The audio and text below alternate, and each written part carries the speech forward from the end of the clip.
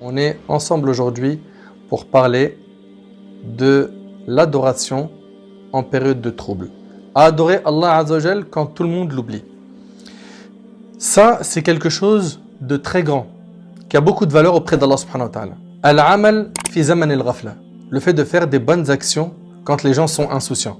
Quand les gens, eux, oublient Allah subhanahu wa ta'ala. Et malheureusement, je le dis avec une déchirure dans le cœur, on est arrivé aujourd'hui à une époque où beaucoup de gens, je ne généralise pas, beaucoup de gens ont oublié Allah subhanahu wa ta'ala. Beaucoup de gens n'ont plus comme objectif premier de satisfaire Allah. Leur objectif premier, c'est s'enrichir, avoir une vie sociale très correcte, voir ses enfants beaux, bien habillés, il leur manque de rien, se marier, avoir le max dans le confort, manger les meilleurs plats, etc., etc., etc., etc.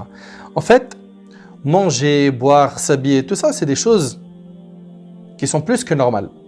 Ce qui n'est pas normal dans cette histoire, c'est quand Allah tabaraka wa ta'ala passe en second plan et qu'en premier plan, on met toutes nos passions et nos loisirs. Là, c'est pas normal. Adorer Allah subhanahu wa ta'ala quand les gens oublient Allah, ça a beaucoup de valeur. Ça montre que tu es réellement attaché à Allah. C'est une preuve de sincérité. Et en même temps, c'est difficile pour l'âme de faire des adorations quand les gens, eux, sont dans l'insouciance. Pourquoi ?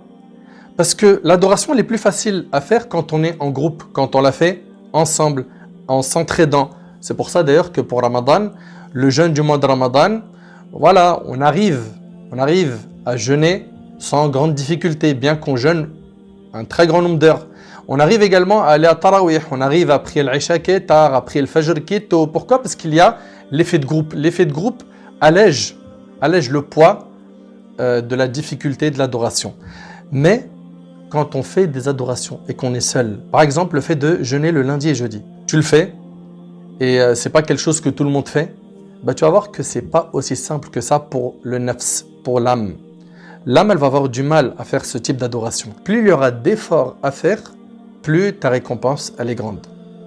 Plus ta récompense elle est grande, car jeûner le lundi et jeudi, et on va le voir après, hein, prier la prière de Duha, on va en parler tout à l'heure Inch'Allah, Qiyamul Layl, prier la nuit, jeûner quand il fait très chaud. Les compagnons, radiyallahu anhum, ils jeûnaient quand il faisait très chaud. Il y en avait même qui cherchaient parmi nos ancêtres les jours les plus chauds pour les jeûner. Pourquoi ? Parce que la récompense elle est plus grande. Plus tu fais d'efforts, plus tu es récompensé. Aujourd'hui, malheureusement, en période de trouble, les gens, au lieu de s'occuper de leur âme, de revenir vers Allah subhanahu wa ta'ala et d'essayer de se réformer, qu'est-ce qu'on a ? On a des débats sur les réseaux sociaux, des enquêtes, tout le monde est journaliste maintenant, tout le monde est enquêteur, tout le monde scrute toutes les infos partout, à la télé, sur Twitter, Snap, Insta, Facebook, et ils vont commenter tout ce qui se passe. Dans les périodes de trouble, ce qu'il faut faire, c'est quoi ? C'est multiplier les adorations. Regardez, le prophète sallam en période de trouble, qu'est-ce qu'il a reçu comme ordre de la part d'Allah subhanahu wa ta'ala ? Il a reçu l'ordre d'Allah subhanahu wa ta'ala, vous savez de faire quoi ? De multiplier les prosternations. Dans Surat al-Hijr, et là je vous demande Inch'Allah de connecter vos cœurs avec les paroles d'Allah qui sont magnifiques. Allah tabarak wa ta'ala dans Surat al-Hijr, dans la Surat 15, versets 97 et 98, Allah Azza wa Jalla a dit « وَلَقَدْ نَعْلَمُ أَنَّكَ يَضِيقُ صَدْرُكَ بِمَا يَقُولُونَ » Et nous savons certes que ta poitrine se serre à cause de ce qu'ils disent. Et vous le savez que les Qurayshites n'ont pas fait de cadeau au prophète sallam ni aux musulmans. Et nous savons certes que ta poitrine se serre, ya Muhammad, à cause de ce qu'ils disent. Taïb, maintenant que tu vois que tu es dans une période de trouble et que les choses sont difficiles, Allah, qu'est-ce qu'il lui dit ? Il lui dit « Fasabbih bihamdi rabbika wa kun minas sajidin » Glorifie donc ton Seigneur par sa louange et sois de ceux qui se prosternent. Regardez, période de trouble, difficulté, il y a de la gêne, c'est dur, prosterne-toi. Rapproche-toi d'Allah subhanahu wa ta'ala. Et Abu Hurayra radiyallahu anhu, et le hadith il est rapporté par l'imam Muslim, il rapporte radiyallahu anhu que le prophète sallallahu alayhi wa sallam a dit à ses débuts, l'islam était étranger. Et c'est ainsi qu'il redeviendra un jour autant qu'à ses débuts. Allahu Akbar. Et ensuite le prophète dit Fatouba lil ghuraba. Touba, bonne nouvelle aux étrangers. C'est rapporté par un musulman. L'islam, quand il a apparu au début, le prophète sallam, il a réceptionné ce message divin seul. Il a reçu le message d'Allah subhanahu wa ta'ala seul. Puis, il a commencé à prêcher. Et ce message était étranger chez les gens. Pourquoi? Parce qu'eux, ils avaient l'habitude, comme vous le savez, d'adorer les idoles. Il y avait 360 statues qui étaient autour de la Kaaba, qui étaient adorées à l'époque par les Mecquois. Et l'islam, il a démarré étranger. Et le prophète, il dit, et c'est ainsi qu'il redeviendra un jour autant qu'à ses débuts. Et un jour, il redeviendra étranger. C'est-à-dire que pratiquer sa religion, ça sera une chose étrange. S'accrocher à sa salat, ça sera une chose étrange. Tenir à son hijab pour notre sœur, ça sera une chose de mal vue. D'ailleurs, on lui dira quoi? Détache-toi de tout ça, t'es intelligente. Donc, parce qu'elle est intelligente, elle doit se détacher du dîn. C'est ça le raisonnement. Subhanallah. Et dans la version de l'imam Ahmed, par le biais de Abdullah ibn Amr ibn al-As, radiyallahu anhuma, on demanda au prophète sallam qui sont ces étrangers. Parce que le prophète sallam, il dit bonne nouvelle aux étrangers. Mais qui sont ces étrangers? Et là, le prophète sallam, il dit alladhina yuslihuna idha fasada an-nas. Allahu akbar. Ceux qui vont s'attacher à la vertu lorsque les gens seront corrompus. Voilà. Ceux-là, bonne nouvelle à eux. Ceux-là, des grandes récompenses les attendent. Ceux-là ont réussi et ont compris. Ceux qui vont s'attacher à la religion lorsque les gens seront éloignés d'Allah. Et le prophète sallallahu alayhi wa sallam, dans un hadith rapporté par l'imam Muslim, al-ibadatu fil harj ka hijratin ilayya. Et on va s'arrêter sur ce hadith pour le méditer et le comprendre. Parce que c'est des paroles en or que le bien-aimé alayhi salatu wa sallam ici a prononcé. Il dit alayhi salatu wa sallam, l'adoration d'Allah en période de trouble. Les périodes où le faux est mélangé au vrai, les périodes où les gens sont perplexes, les gens perdent leurs repères, et ces périodes-là où les gens commencent à oublier les principes de leur dîn, toi qui vas t'attacher à ton dîn à ce moment-là, à ta religion, le prophète sallallahu alayhi wa sallam dit l'adoration d'Allah en période de trouble équivaut à une émigration me rejoignant. Et je vous ai dit, je le répète, on va s'arrêter un bon bout de temps sur ce hadith. Ça veut dire quoi exactement? En deux mots, c'est-à-dire que celui qui adore Allah subhanahu wa ta'ala, quand les gens ont oublié Allah, il a la récompense de celui qui a émigré pour aller vivre auprès du prophète sallam. Et vous le savez que les compagnons radiyallahu anhum, il y en a beaucoup parmi eux qui ont fait la hijra, car il y avait certes les Ansar, les musulmans qui vivaient à Médine, mais il y a eu les Muhajirines. Les Muhajirines, ce sont tous ces musulmans qui ont quitté Mecca et qui ont émigré pour se rendre à Médine. Et donc, ils ont abandonné leurs biens, leur commerce, certains, leur famille. Et c'est un trajet de 8 jours à pied pour arriver à Médine. C'est très pénible, il y a le soleil, il n'y a pas des hôtels Airbnb sur toute la route. C'est compliqué, c'est-à-dire pour dormir, il y a également des dangers. Et là, les compagnons, radiyallahu anhum, vous imaginez ceux qui ont quitté la Mecque pour aller jusqu'à Médine et vivre auprès du prophète sallam, vous avez vu cette hijra, cette émigration, elle a une récompense énorme. Elle a une récompense énorme. Et Al-Hafidh ibn Rajab rahimahullah, il dit sababu dhalika anna an-nas fi zaman al-fitan yatba'una ahwa'ahum. En fait, pourquoi il dit que la récompense de celui qui va adorer Allah en période de trouble, c'est comme si qu'il avait émigré vers le prophète sallam, parce que dans les périodes de trouble, les gens généralement ils suivent leur passion. Regardez, aujourd'hui, les gens ils font quoi? Ils sont sur les réseaux sociaux scotchés toute la journée.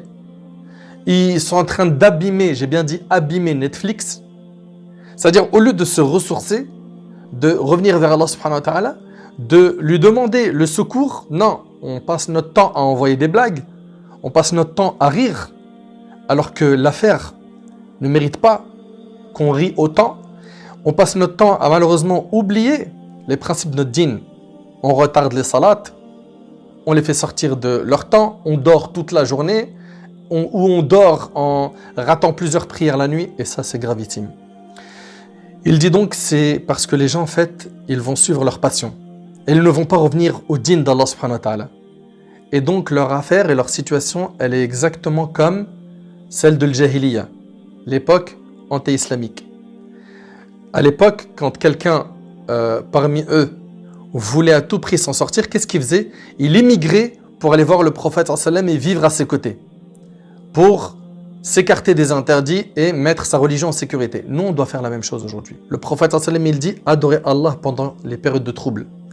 les moments où les gens ils oublient Allah. C'est comme si que tu avais émigré vers le prophète sallallahu alayhi wa sallam. فالعبادة في الفتنة كالهجرة والهجرة في الإسلام ولا سيما في زمن الغربة والفتنة سبب للمغفرة والرحمة. Vous savez, cette adoration à laquelle on vous invite à vous y attacher pendant cette période de trouble, eh ben, s'y attacher vous donnera accès au pardon d'Allah subhanahu wa ta'ala, à sa miséricorde. Allah tabaraka wa ta'ala, il nous dit dans le Coran, regardez bien dans Sourate An-Nahl, Sourate 16, verset 110, quant à ceux qui ont émigré, après avoir subi des épreuves, puis ont lutté et ont enduré, ton Seigneur après cela est certes pardonneur et miséricordieux. Allahu Akbar. C'est-à-dire que si tu veux le pardon d'Allah et sa miséricorde, adore Allah quand tout le monde l'oublie. En deux mots, nage à contre-courant. Voilà ce qui t'est demandé et c'est ce que j'aimerais que tu retiennes de ce rappel. Nage à contre-courant. Il y a beaucoup de gens malheureusement qui quand il y a des troubles, ils suivent les vagues. Tout le monde est en train d'oublier Allah, tout le monde abandonne salat, on a une montée malheureusement de sœurs qui vont enlever le hijab, allez on suit, on est derrière. Non, va à contre-courant. Pourquoi ? Parce que tu auras la récompense de celui qui a émigré pour rejoindre le prophète sallallahu alayhi wa sallam.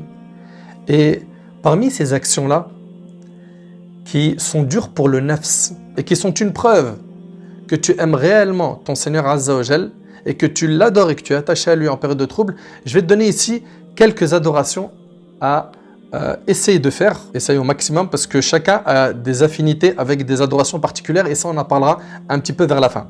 Vous savez, il y a le fait de rester à la mosquée entre deux temps de prière. Je suis venu, j'ai pris le maghrib, je m'assois et j'attends l'Aïcha. Et pendant tout ce temps-là, je ne suis pas en train de regarder Facebook, en train de regarder les actus sur Insta, non. Je suis en train de lire le Coran, faire du dhikr, assister à un cours. J'éduque mon nafs à faire des adorations. Et nos ancêtres, rahimahumullah, ils aimaient faire ça. Rester entre le maghrib et l'Aïcha. Et d'ailleurs, le prophète, alayhi salatu wassalam, quand il a vu des gens qui sont restés à leur place après la prière, il leur a dit « Abshiru, je vous annonce des bonnes nouvelles. Hadha rabbukum, votre Seigneur. قد فتح عليكم بابا من أبواب السماء يباهي بكم الملائكة الله أكبر. Voici votre Seigneur qui vous a ouvert une porte parmi les portes des cieux et il se vante de vous auprès de ses anges. Allahu Akbar. Allah tabarak wa ta'ala, le maître, le créateur, le Seigneur, le tout-puissant, il se vante de toi auprès de qui? Auprès des anges, al-malaïka.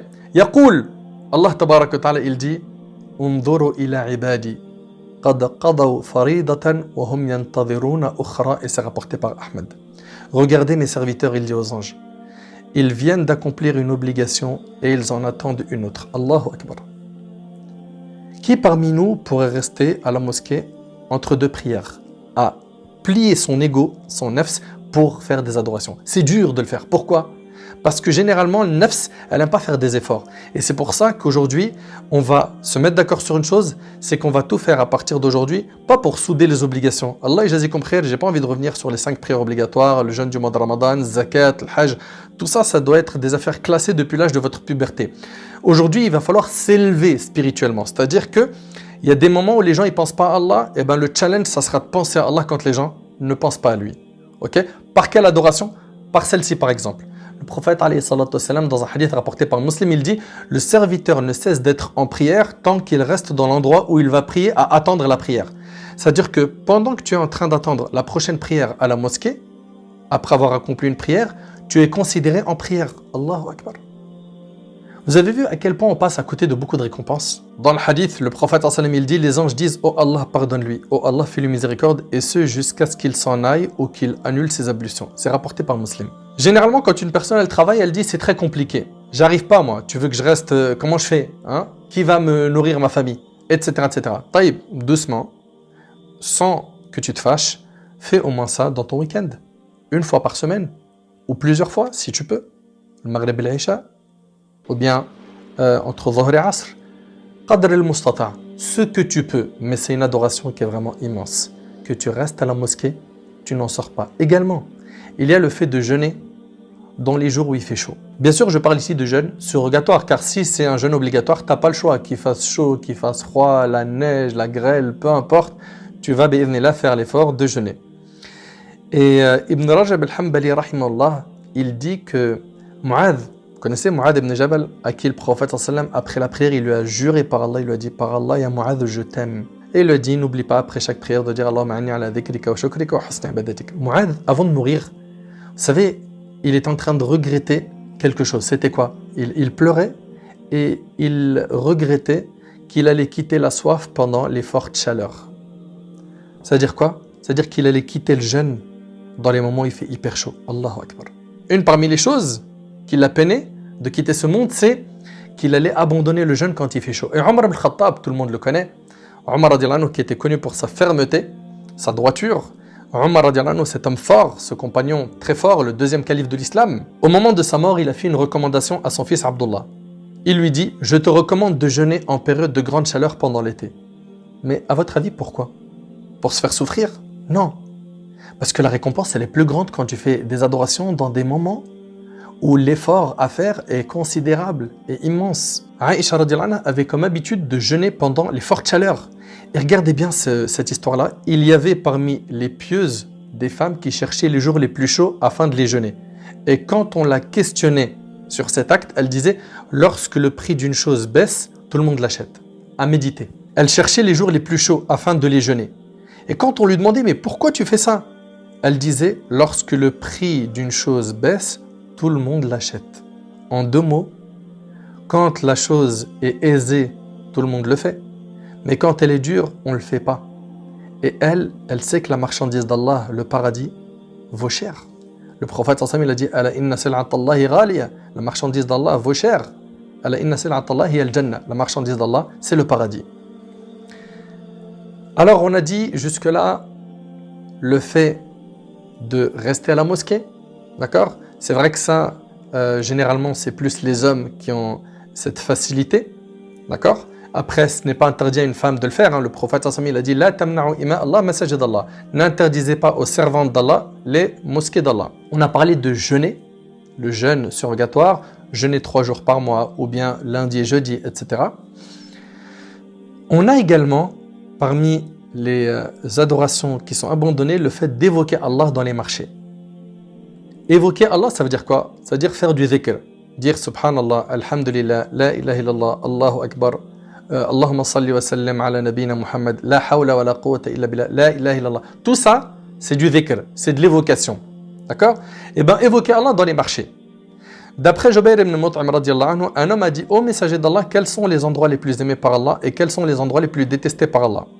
Le prophète sallallahu alayhi wa sallam a dit je ne sais pas, je vais interroger Jibril, l'ange Gabriel alayhi salam. Jibril lui est venu et l'a informé que les endroits les plus aimés par Allah sont les mosquées. Et les endroits les plus détestés par Allah sont les marchés rapportés par l'imam Ahmed. Pourquoi les marchés sont les endroits les plus détestés par Allah?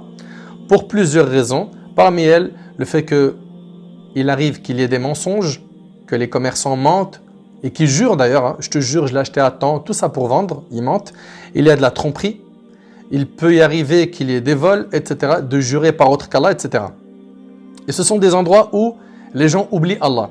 Et donc, en fait, le principe de ce rappel, c'est nage à contre-courant. Voilà.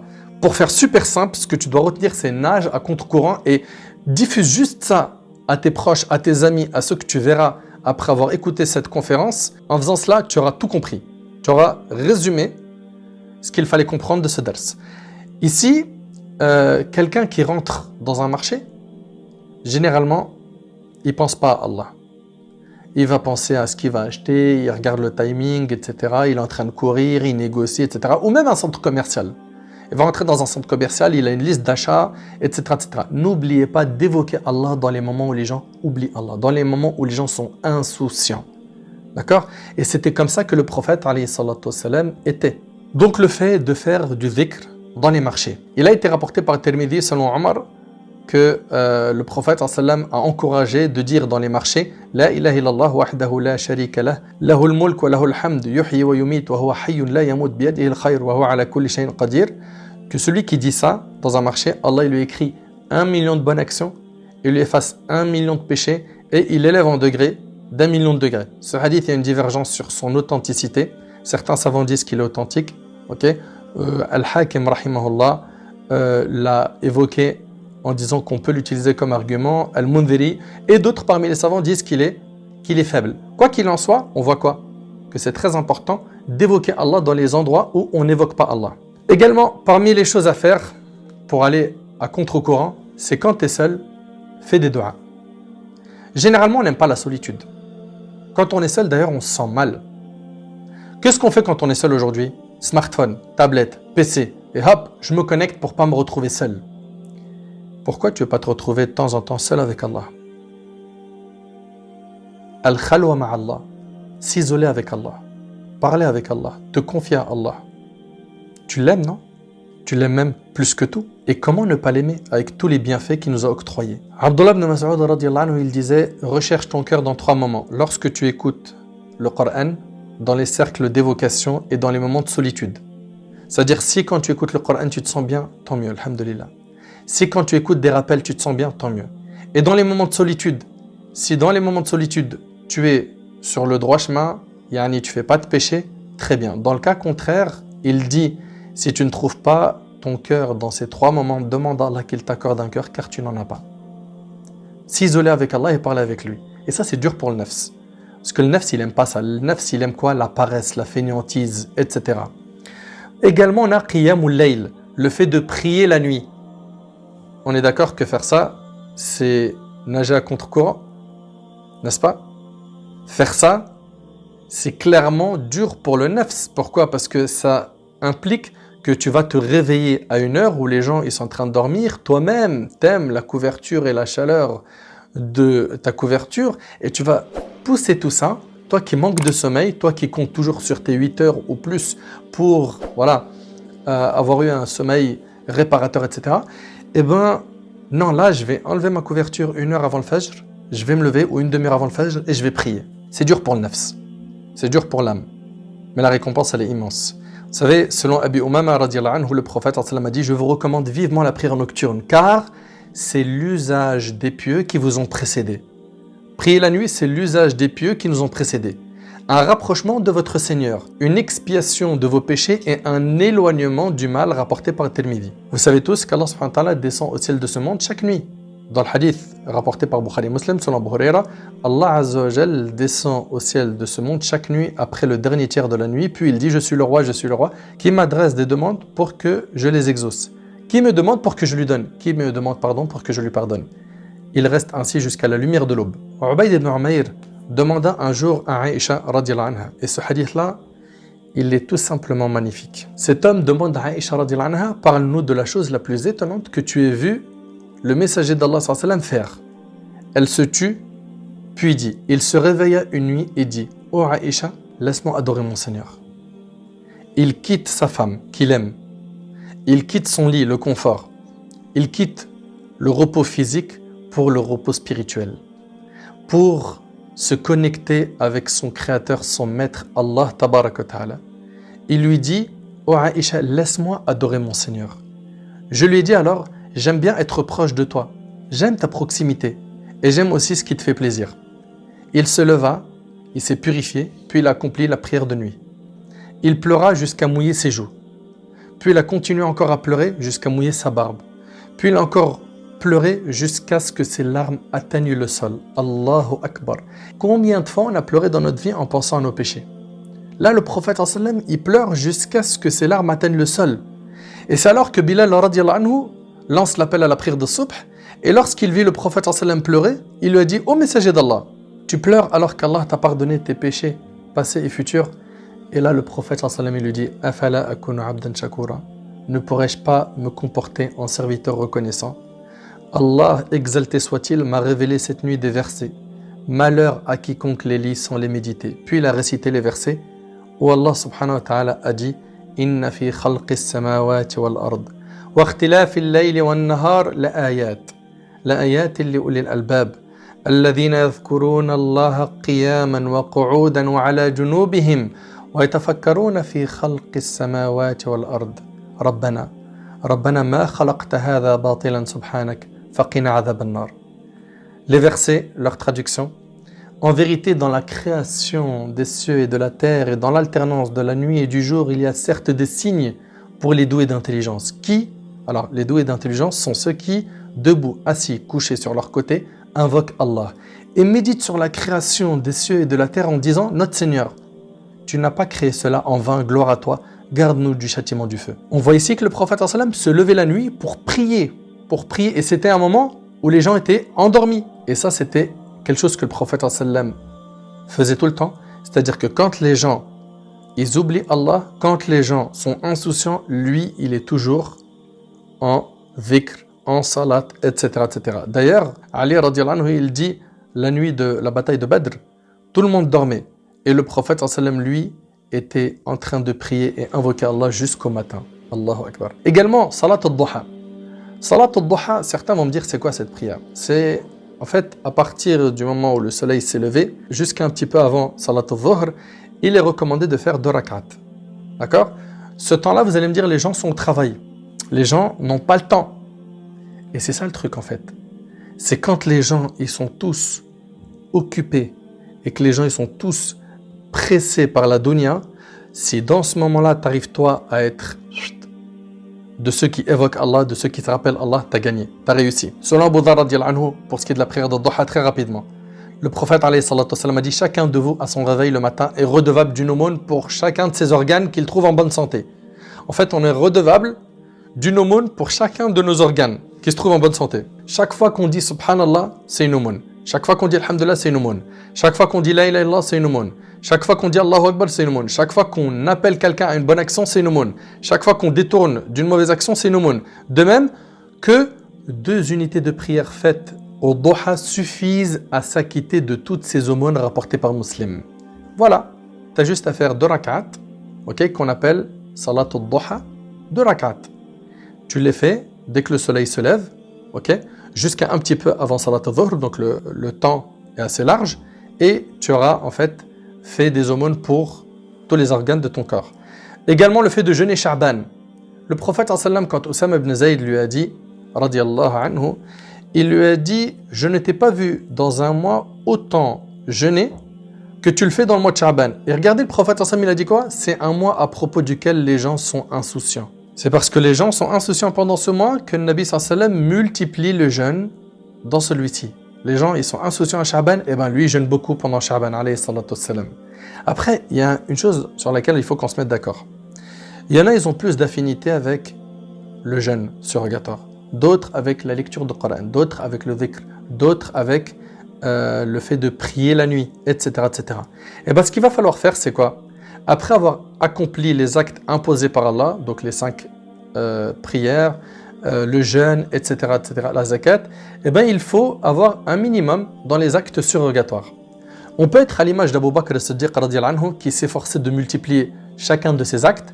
D'ailleurs, vous vous rappelez sûrement du hadith où le prophète sallam il dit, lequel d'entre vous a débuté la journée en jeûne? Abu Bakr il dit, moi.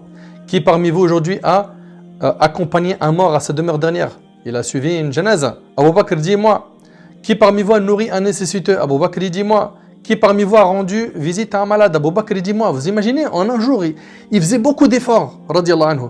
Et là, le prophète sallam a dit, celui qui accomplit tous ces actes entrera au paradis rapporté par le musulman. Alors on peut être à l'image d'Abu Bakr, essayer de s'efforcer de faire beaucoup d'efforts dans tous les domaines surrogatoires, et on peut se concentrer sur quelques adorations comme faire beaucoup d'aumônes, ou bien jeûner des jeûnes surrogatoires, ou bien prier beaucoup de prières surrogatoires, lire beaucoup de Coran. On peut donc se limiter à une action, voire 2, en fonction de nos capacités. Il n'y a pas de problème à faire cela. Parce que tu ne peux pas en fait t'imposer des choses que tu n'arrives pas à faire. Par exemple, il y a des gens, pour eux c'est impossible de jeûner des jeûnes surrogatoires. Déjà le jeûne obligatoire les met dans un état, voilà, physiquement ils n'arrivent pas à tenir, suite à des problèmes de santé ou autres. Et donc lui demander de jeûner des jeûnes surrogatoires, pour lui c'est trop compliqué. Par contre cette personne-là, elle a plus de facilité à faire quoi? À donner des aumônes. Encouragez-la à faire des aumônes, ou bien à prier la nuit, ou bien à prier des prières dans la journée, al-rawatib, les 12 rak'at qu'on fait chaque jour, ou bien à lire beaucoup de Coran. Quoi qu'il en soit, retiens que c'est pas parce que toi tu as cartonné dans tout, ou tu as une facilité dans tout, ou dans beaucoup d'adoration, que tu dois imposer aux gens de faire la même chose que toi. Non, encourage, après les gens font comme ils peuvent. Et là il y a justement une histoire qui est vraiment exceptionnelle. C'est une histoire qu'Ibn Abd al-Barr, rahimahullah, il a rapportée dans un livre qui est une pépite d'or, At-Tamhid. Et en fait, cette histoire, c'est Abdullah ibn al-Aziz al-Umari, qui était un adorateur, un abid. Kataba ila l'imam Malik. Il a écrit une lettre à l'imam Malik, rahimahullah, dans laquelle il l'encourageait à s'isoler et à se consacrer à l'adoration. Et vous savez que l'imam Malik, rahimahullah, c'était un grand savant, connu pour bien sûr sa piété, et surtout pour son savoir. C'était un grand savant qui partageait énormément sa science.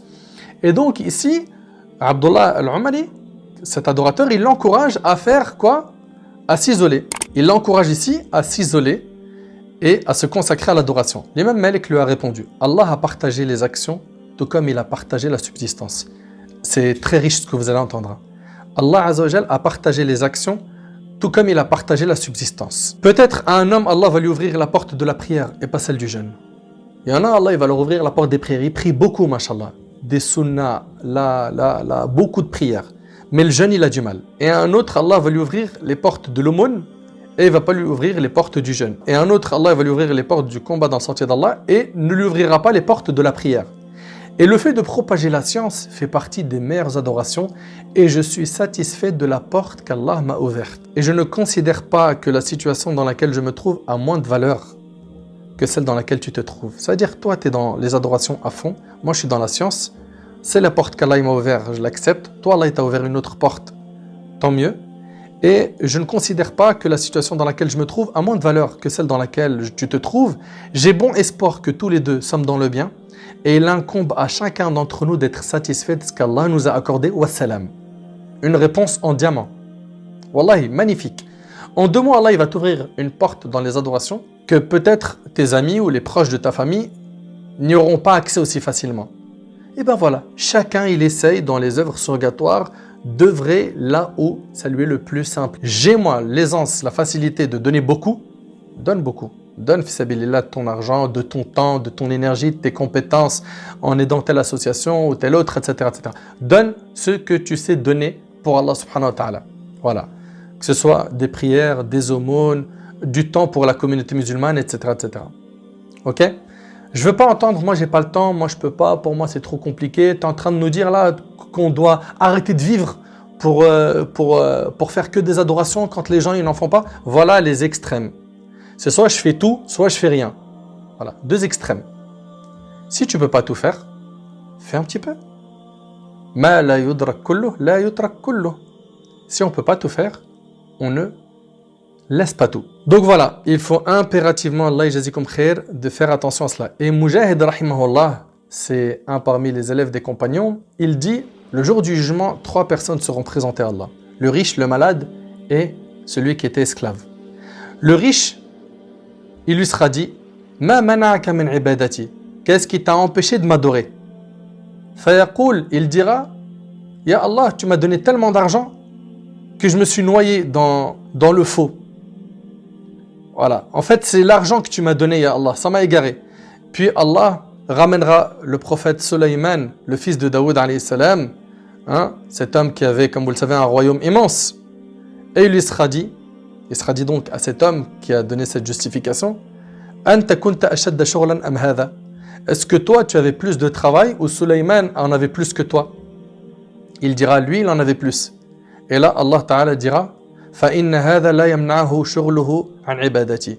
Et bien malgré que Sulayman avait beaucoup de travail, beaucoup d'occupation, cela ne l'a pas empêché de continuer à m'adorer. Ensuite, le malade comparaîtra. Qu'est-ce qui t'a empêché de m'adorer? Il dira, Ya Allah, ce qui m'a empêché, c'était mon corps. Mon corps était atteint de maladie. Puis, il sera ramené le prophète Ayyub alayhi salam. Ayyub alayhi salam, vous savez, quand il était malade, il est tombé malade plus d'une dizaine d'années. Il a perdu, comme vous le savez, ses enfants, ses biens, sa santé. Il sera dit à cet homme, est-ce que tu étais plus malade que le prophète Ayyub ou non? Il dira non. Ayyub était plus malade que moi. Et là, il sera dit, Ayyub alayhi salam, avec l'épreuve qu'il a connue et la maladie qu'il a connue, cela ne l'a pas empêché de m'adorer. Puis comparaîtra l'esclave. Qu'est-ce qui t'a empêché de m'adorer? Et il dira, j'avais des gens qui me commandaient. Et là, comparaîtra Yusuf alayhi salam. Comme vous le savez, Yusuf alayhi salam, à un moment, il était sous une autorité. Et il lui sera dit, est-ce que toi, tu étais plus contraint que Yusuf alayhi salam, il dira non. Il dira non, il dira, sache que Yusuf alayhi salam, avec cette contrainte d'être sous l'autorité de quelqu'un, cela ne l'a pas empêché de quoi? De m'adorer. Aujourd'hui, le message est simple. On a beaucoup de gens qui oublient Allah. On a beaucoup de gens qui se détournent d'Allah. On a malheureusement des gens qui lâchent la salat. Et c'est quelque chose qui chagrine. Des sœurs qui enlèvent le voile, des sœurs qui arrêtent de faire telle et telle adoration, qui s'écartent petit à petit du chemin d'Allah subhanahu wa ta'ala.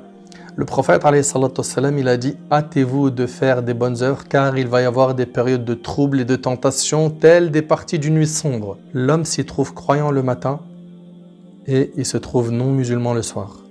Ou croyant le soir et non musulman le matin, il vend sa religion pour bien éphémère de ce bas monde rapporté par Muslim. On vit une époque de troubles où clairement les gens, ils abandonnent leur dîn en un jour. En un jour, il est musulman le matin, hop, le soir il l'est plus. Ou l'inverse. C'est pour ça qu'il faut multiplier de dire Ya muqallib al-qulub thabbit qalbi ala dinik. Et selon Anas radiyallahu anhu, le prophète sallam, multiplier de dire. Il faut qu'on s'arrête sur ce que Anas radiyallahu anhu est en train de dire là ici. C'est très important. Anas, le compagnon radiyallahu anhu, qui a servi le prophète, comme vous le savez, 10 ans, il dit que le prophète sallam multipliait de dire. C'est-à-dire il faisait beaucoup cette invocation. Laquelle? Ô toi qui retourne les cœurs, raffermis mon cœur sur ta religion. Pourquoi? Parce que ton cœur, il peut dévier. Il n'y a pas d'acquis. C'est pas parce qu'aujourd'hui, mashallah, tu es actif. C'est pas parce qu'aujourd'hui, mashallah, tu fais beaucoup de bien. C'est pas parce qu'aujourd'hui, tu es accroché à ta religion que tu le seras jusqu'à ta mort. Tu n'as pas de garantie. C'est pour ça que tu dois demander à Allah tout le temps le raffermissement de ton cœur sur sa religion. À la suite du hadith, Anas dit, j'ai dit au messager d'Allah, nous avons cru en toi et en ce avec quoi tu es venu. As-tu peur pour nous? Le prophète sallam a dit oui. Les cœurs sont entre deux doigts des doigts d'Allah, il les fait changer d'état comme il le veut, rapporté par Tirmidhi. C'est-à-dire ton cœur peut changer d'état à n'importe quel moment. Ça fait peur. Ça fait vraiment, vraiment, vraiment peur. Ne comprenez pas que l'objectif de mon rappel aujourd'hui, c'est n'apprends pas, n'étudie pas, ne travaille pas, n'excelle pas, reste chez toi, ouvre le Coran jusqu'à ta mort. Je n'ai jamais dit et pensé cela. Simplement, pendant que tu es dans ta course derrière la dunya, pendant que tu es en train de faire des sprints pour avoir plus d'argent, pour grimper d'un poste à l'autre, n'oublie pas Allah. N'oublie pas Allah et adore Allah dans les moments où les gens l'oublient. Ta récompense, elle sera grande. L'adoration en période de trouble équivaut à une émigration me rejoignant. C'est comme si tu avais quitté tout ce que tu possédais pour aller rejoindre le prophète sallam. Libère donc ton cœur vers Allah subhanahu wa ta'ala.